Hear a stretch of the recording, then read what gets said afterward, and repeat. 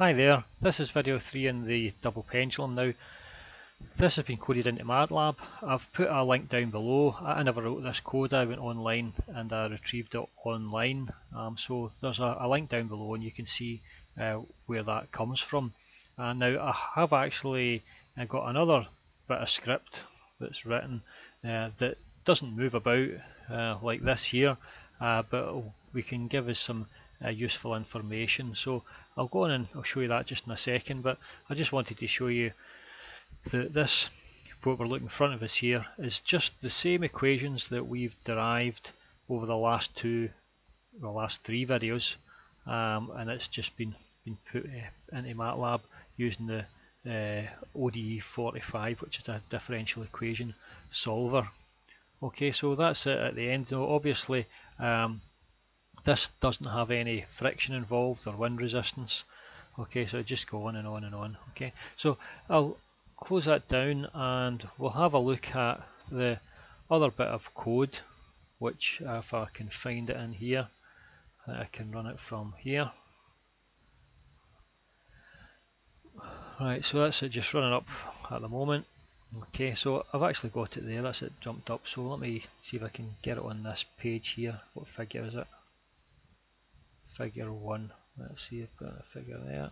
Right, I'll put that figure 1. Okay, so that's the figure 1 there. Okay, so what we're looking at there is just the end of the pendulum. Okay, so the fulcrum for the pendulum, that is the center point, well, the fulcrum of the pendulum is there. Okay, that's the 0, 0 point. So what happens is it starts off with the inner arm going up the way by 2. So the inner arm is length 2. I don't know if you can see that. You got it now.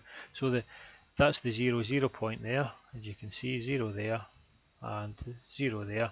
So that's the fulcrum of the pendulum. The inner arm, the outer arm. Let's see if I get this right. The inner arm, okay, is of length 2. Okay, so that's the fulcrum. That's the inner arm, goes for length 2, and it starts off at 90 degrees. Okay, so it's going up round here by 90 degrees. From this point here, it's going round 90 degrees, and the outer arm has gone but is length of 1. Okay, in fact, it's gone round 180 degrees. The inner arm, the outer arm is of length 1, and it's gone round 90 degrees. So that's the starting point. So that's the very end point of the double pendulum, and we just let the time then lapse. Okay, and the outer point of the pendulum just follows this path, and then you can see the path there. Okay, now and again it's just an x and y coordinates. So what we'll do is we can have a look and you'll be able to see the angles and how the angles theta 1 and theta 0 and theta 1 change with time. So I'll get that on the next image. So that image there, so the first one, this is a theta 1, so that's an angle. Okay, there, and it's actually in degrees there, and this is a time scale here, it's a time lapse. So it shows you how the angle theta 0, which is the inner pendulum arm, changes with respect to time, and then there's a theta 1, which is the outer pendulum arm, and it tells you how it changes with time. Okay, the angle here changes with time. Okay, so now we can actually get in and we can have a wee look at the code. So I don't know if you can see this quite right. I'll try and move it along. Now again, I went online and I found a good set of notes of someone who had already done it, and I've followed theirs through, and I've put a link down below to exactly where I got this. Okay, so let's have a wee look at a bit of script. Let's see, this bit of script.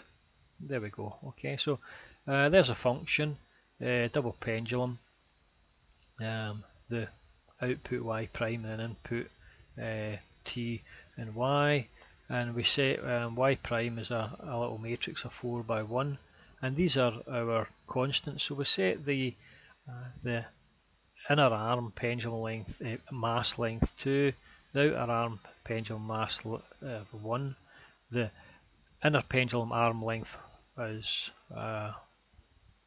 1 and the outer is length 2, gravity 9.8, and this is part of the differential equation. So we've got our A, B, C, D, E and F. Now we derived those in the previous videos, and if I can, let's see, come back down a bit here. Okay, and we've got our outputs here again, the E times D minus B times F, but again we derived that in the previous video, and we derived that one there in the previous video as well. Okay, so it's going to pass these values back out. Okay, so the 2 and 4 will be our theta 0 derivative and theta 1 derivative, and this 1 and 3 will be our theta 0 and our theta 1, the initial starting conditions. Okay, so this whole thing here is called double pendulum, and it passes this function to, if I can get it up, it passes this function to this other function here, which is called double pendulum underscore demo. Okay, and the outputs are going to be t, x2, y2 inputs is time, and again we've got the mass and the lengths and the gravity set there. There's an option there which I've never really touched on it, but it's part of this options for the ODE 45, which is the differential equation solver.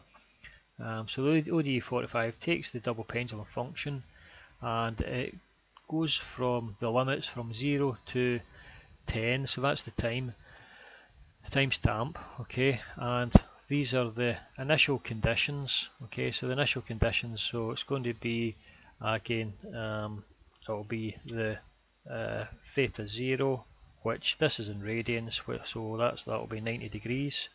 That's like 1.3 that's, yes, so that's 90 degrees, and the theta 0 dash, which is the initial velocity, which is 0, and the theta 1 dash, which is 180 degrees, okay, which is 3.14, and the velocity is 0. Okay, so these are the initial conditions. It starts off and it passes these into the double pendulum, so it churns through the double pendulum, which you just looked at in the previous page, and it then churns back out another set of results. Okay, so it keeps continuing and it churns these results out, and of course you then get the actual position of your arm, the endpoint x2 and y2 from these two equations. Again, we derived these equations in the very first video, and we can get a plot of the position, and also we can get the couple of subplots there of the angles with theta and 0 and theta 1 respect to time. Okay, so again I'll put this down below so you can get access to it. There's a few other things in that summary. If I actually got it in front of us here, I don't see who.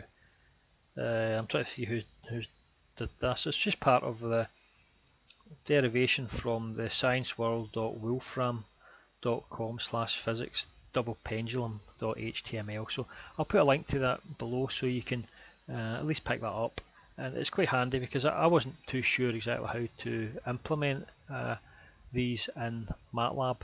Okay, so and that's actually the first one that I have implemented fully. Okay, so I'll show you again if I was to change the time scale in this. So I can get into, if I can find the point here, double pendulum here, I can change the time scale here. So if I can make that say 100, then I can run it again, and that's it run up. I'll just pendulum capture, I'll go into the actual figure 1.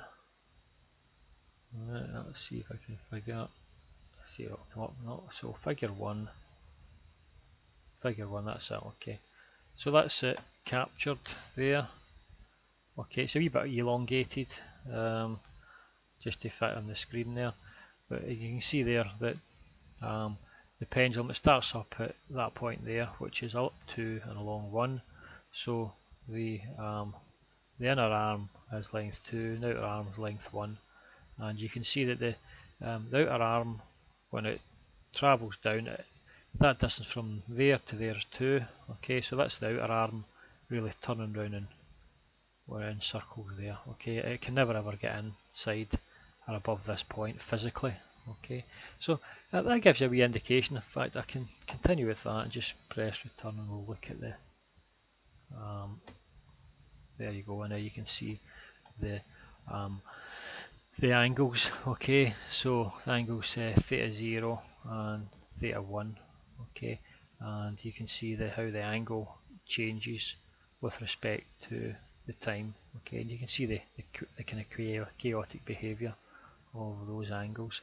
So a lot more you can do with that, and if you get access to MATLAB, you can take that file and you can play about with it and change all the other parameters. Now I'm not going to get into detail here. I just wanted to get up and running so you could see it.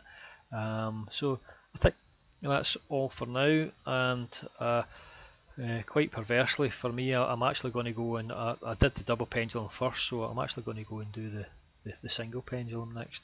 Okay, so thanks for listening, and goodbye.